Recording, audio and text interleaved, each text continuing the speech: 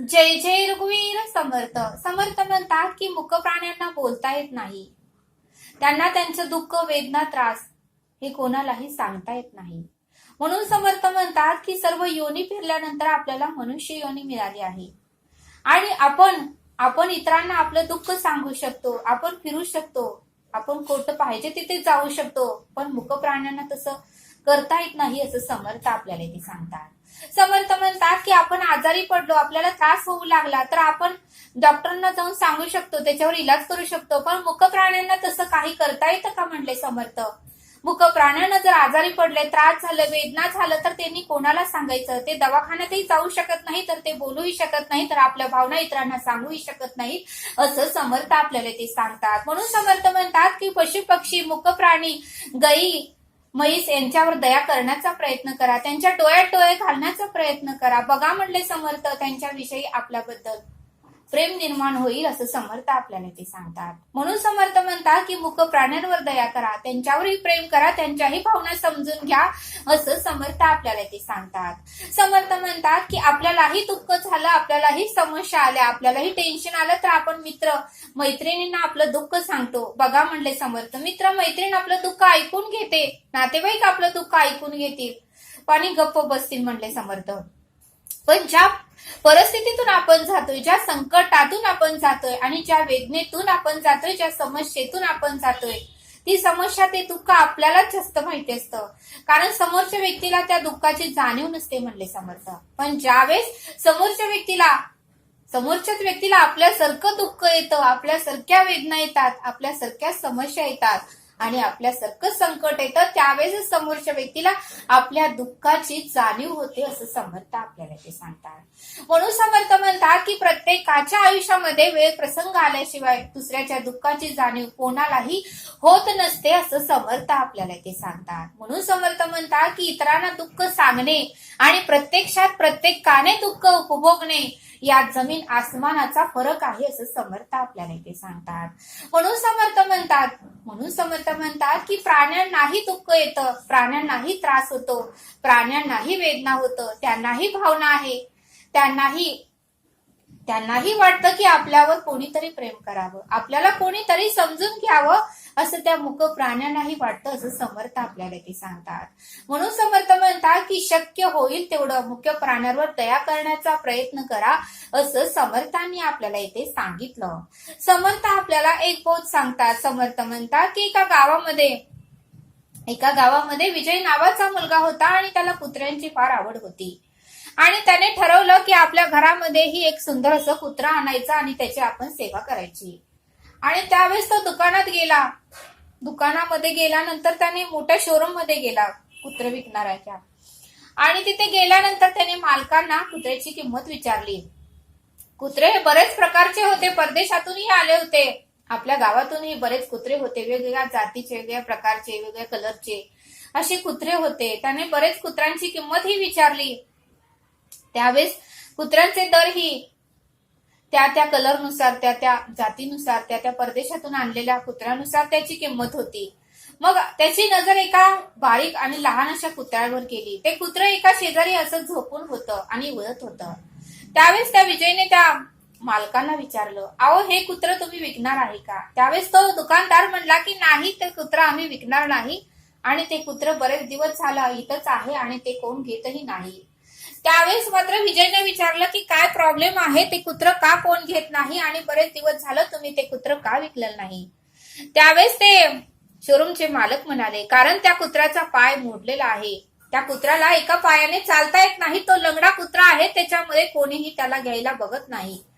त्यावेळेस मात्र विजयने म्हटला की ठीक आहे, मी थोडा वेळ त्या कुत्र्याबरोबर खेळू का? त्यावेळेस तो मालकही म्हणाला, ठीक आहे, असं ना तसं आम्ही ते कुत्र विकणारही नाही, तुम्हाला जेवढा वेळ त्याच्याबरोबर खेळायचा आहे तेवढा वेळ खेळा.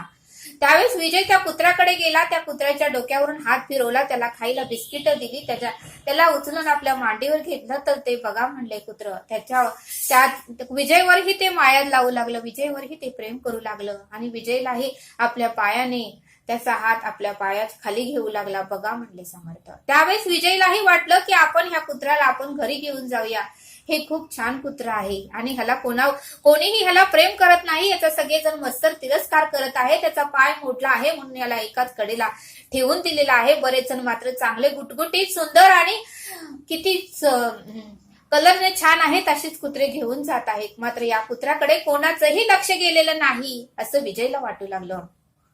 त्यावेळेस विजय त्या मालकाकडे गेला आणि त्या मालकाला म्हणाला की मला हे कुत्र तुम्ही देता का? त्यावेळेस तो मालक म्हणाला, अहो हे कुत्र पायाने लंगडा आहे, त्याला चालता येत नाही, कोणीही घेतलेलं नाही, तुम्ही या कुत्र्याला घेऊन काय करणार? त्यावेळेस विजय म्हणाला, नाही पण मला हेच कुत्र घ्यायचं आहे, तुम्हाला जेवढी किंमत आहे ते तुम्ही मला सांगा, मी तुम्हाला द्यायला तयार आहे. त्यावेळेस तो मालक म्हणाला, ठीक आहे, तुम्ही मला या कुत्र्याचे पैसे देऊ नका, हे कुत्र तुम्ही असंच घेऊन जावा. असं ना तसं आम्ही हे विकायला ठेवलेलंच नाही, याचा पाय मोडल्यामुळे हे कोणीही घेत नव्हतं. त्यावेळेस विजय म्हणाला, अहो दुःखाची जाणीव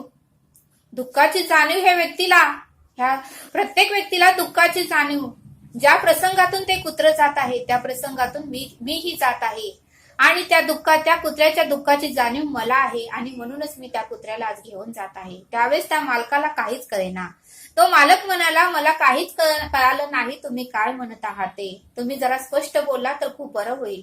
त्यावेळेस विजय म्हणाला, अहो बघा म्हणले, त्या कुत्र्याचा एक पाय मोडला आहे म्हणून कोणही त्याच्याकडे बघत नाही, सगळेजण त्याचा तिरस्कार करत आहेत, मत्सर करत आहेत, द्वेष करत आहेत, कोणी त्याच्यावर प्रेम करत नाही, माया करत नाही आणि तेच दुःख माझ्याही वाटेला आहे. त्यावेळेस तो मालक म्हणाला, तुम्ही परत एकदा व्यवस्थित सांगा. त्यावेळेस विजय म्हणाला, कारण माझाही एक पाय फ्रॅक्चर आहे, एक पाय मोडलेला आहे आणि माझ्या उजव्या पायाला डुप्लिकेट म्हणजे खोटा पाय लावलेला आहे आणि त्या आधाराने मी चालत आहे आणि मला जाणीव आहे की ज्याचा पाय नसतो, ज्याला पायाला त्रास झालेला असतो, त्या व्यक्तीला काय दुःखातून जावं लागतं, काय प्रसंगातून जावं लागतं, काय वेदनेतून जावं लागतं. हे कुत्रचे दुःख त्रास वेदना सहन करते, तेच दुःख त्रास वेदना मी सहन करतोय.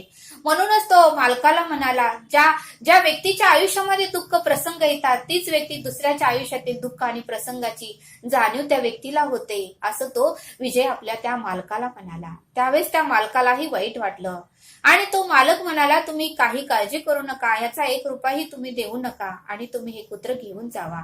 त्यावेळेस तो विजय ते कुत्राला घेऊन आपल्या घरी आला आणि त्याची तो व्यवस्थित सेवा करू लागला, त्याच्यावर प्रेम करू लागला, त्याच्या पायावर इलाज करू लागला की जेणेकरून तो आपल्या पायावर व्यवस्थित उभा राहील आणि तो त्या कुत्र्याला घेऊन डॉक्टरांकडे गेला. बघा म्हणले समर्थ, त्यावेळेस ते कुत्रही आनंदित झालं की कोणीतरी माझ्यावर प्रेम करतंय, कोणीतरी माझ्यावर माया करते, कोणीतरी माझी काळजी घेते. त्यावेळेस त्याच्या चेहऱ्यावरही एक वेगळंच हास्य निर्माण झालं असं समर्थ आपल्याला ते सांगतात.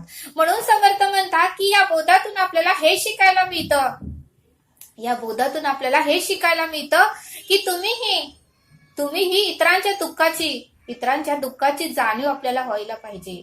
आपल्याला ज्यावेळेस दुःख होतं त्यावेळेस आपण इतरांच्या दुःखाची जाणीव आपल्याला होते. बघा म्हणले समर्थ, विजयही त्याच दुःखातून, त्याच त्रासातून, त्याच वेदनेतून जात होता, म्हणून विजयला त्या कुत्र्याची दुःखाची जाणीव झाली.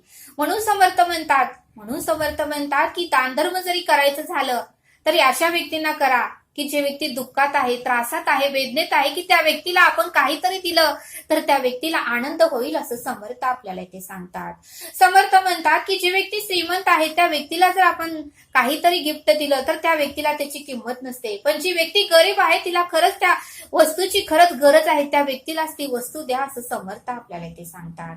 म्हणून समर्थ म्हणतात की या बोधातून आपल्याला हे शिकायला मिळतं की दुसऱ्याच्या दुःखाची जाणीव आपल्याला व्हायला पाहिजे. मुख्य प्राण्यांवर प्रेम करा, त्यांच्यावरही दया करा, त्यांच्याही भावना, त्यांचंही मन समजून घेण्याचा प्रयत्न करा असं समर्थांनी आपल्याला या बोधातून समजावून सांगितलं. तरी आता आपण येथेच थांबूया. धन्यवाद. जय सद्गुरू.